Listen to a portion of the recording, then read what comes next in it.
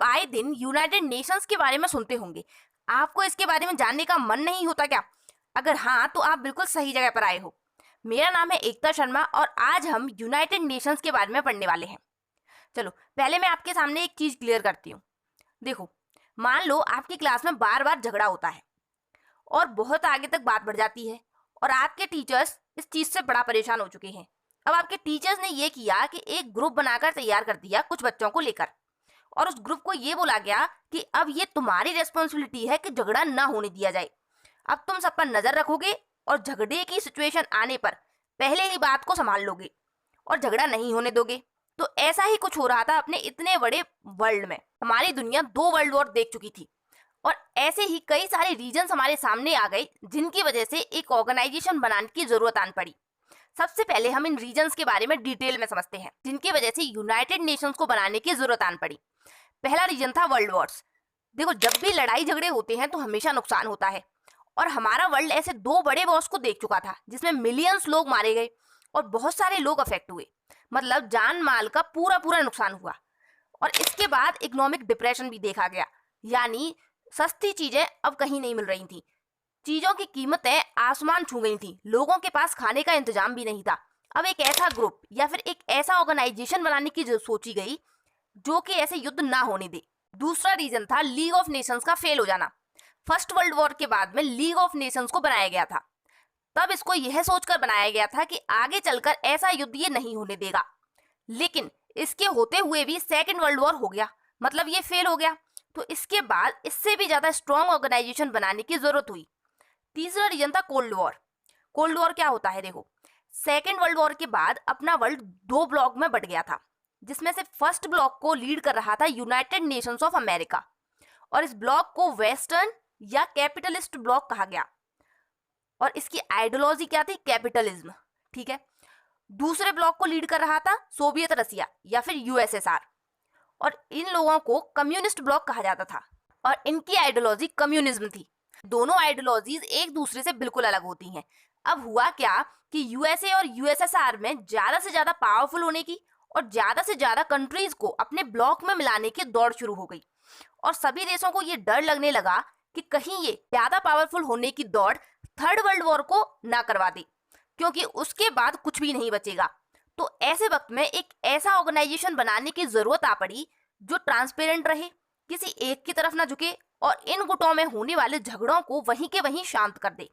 ठीक है। चौथा रीजन था खतरनाक वेपन्स का बढ़ते जाना।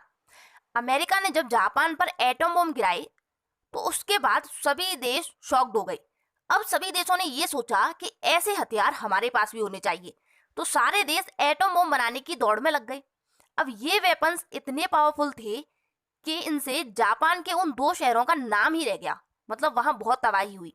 अब आप सोचो, सारे देश ऐसे वेपन बनाने में लग गए तो फिर क्या होगा? तो फिर इस सब को रोकने के लिए और इस पर कंट्रोल बनाए रखने के लिए एक स्ट्रॉन्ग ऑर्गेनाइजेशन का होना जरूरी था। अब इन सब वजहों से यूएन का सामने आना तय था। अब इसका ओरिजिन देखते हैं। देखो, जब सेकेंड वर्ल्ड वॉर चल रहा था तो बहुत सारे लीडर्स जैसे अमेरिका के प्रेसिडेंट फ्रैंकलिन रूजवेल्ट, ब्रिटेन के विंस्टन चर्चिल, यूएसएसआर के स्टालिन, फ्रांस के क्लीमेंशू ने ये सोचा कि इस वॉर की वजह से बहुत ज्यादा परेशानियां होने वाली हैं और पीस का तो नाम ही नहीं बचेगा, मतलब सब जगह तबाही ही तबाही मच जाएगी। तो उन्होंने बहुत सारी कॉन्फ्रेंस रखी, बहुत सारी डिबेट्स हुई जिनके जरिए एक स्ट्रॉन्ग ऑर्गेनाइजेशन बनाने की कोशिश की गई। देखो, उन सारी डिबेट्स या कॉन्फ्रेंस की बात हम यहाँ नहीं करेंगे क्योंकि आपको सिर्फ फोकस करना है सैन फ्रांसिस्को कॉन्फ्रेंस पर, जो कि सबसे लास्ट में हुई, जिसकी वजह से यूएन का चार्टर सामने आया।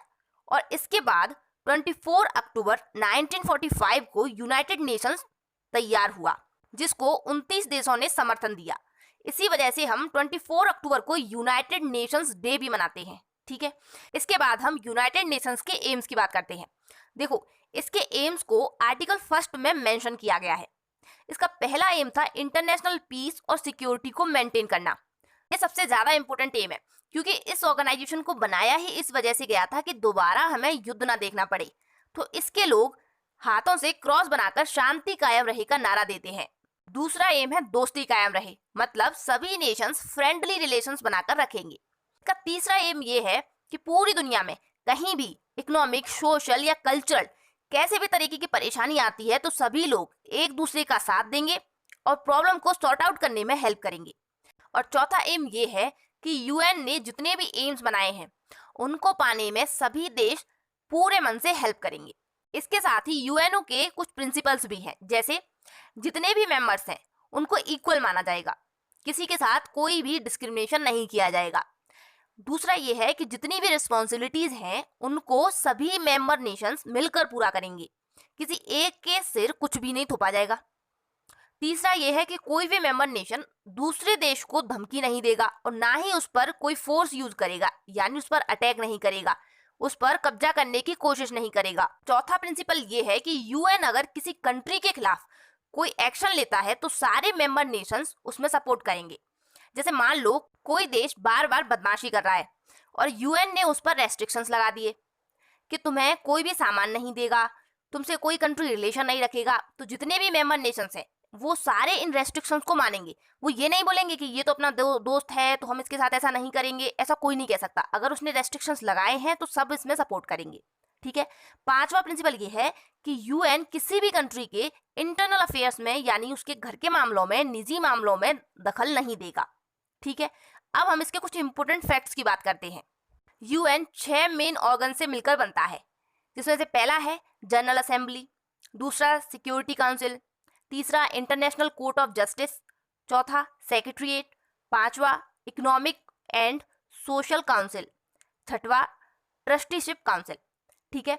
अब इन 6 ऑर्गन्स में से 5 का हेडक्वार्टर यूएसए के न्यूयॉर्क में है और इंटरनेशनल कोर्ट ऑफ जस्टिस का हेडक्वार्टर नीदरलैंड के हैग में है। 5 का एक कंट्री में और एक बचा एक जिसका एक कंट्री में। ठीक है। अब इन्होंने ये सोचा कि अपना भी एक फ्लैग होना चाहिए, तो 20 अक्टूबर 1947 को इन्होंने फ्लैग को अडॉप्ट किया।